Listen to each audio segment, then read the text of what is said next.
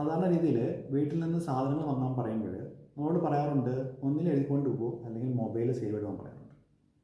നമ്മൾ പറയും കുറച്ച് സാധനം എനിക്ക് നല്ല ഓർമ്മ ഉണ്ടായിരിക്കും, അതുകൊണ്ട് എഴുതേണ്ട കാര്യമില്ലെന്ന്, അല്ലെങ്കിൽ മൊബൈൽ നോട്ടേണ്ട കാര്യമില്ലെന്ന്.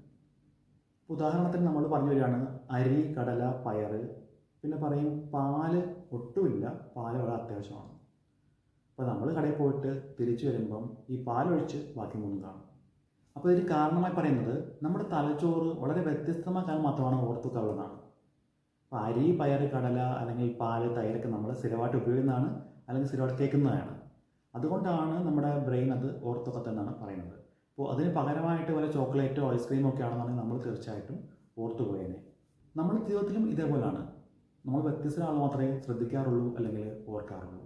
നമ്മളിപ്പോൾ ഒരു ആൾക്കൂട്ടത്തിൽ ഇങ്ങനെ ഒഴിയാണെന്ന് നമ്മൾ ശ്രദ്ധിക്കാറില്ല. നമ്മൾ വ്യത്യസ്ത ചിന്തിക്കുക, വ്യത്യസ്ത പ്രവർത്തിക്കുക, അങ്ങനെയെങ്കിൽ നല്ല നല്ല മാറ്റങ്ങൾ നമ്മുടെ ജീവിതത്തിൽ കൊണ്ടുവരാൻ കഴിയും.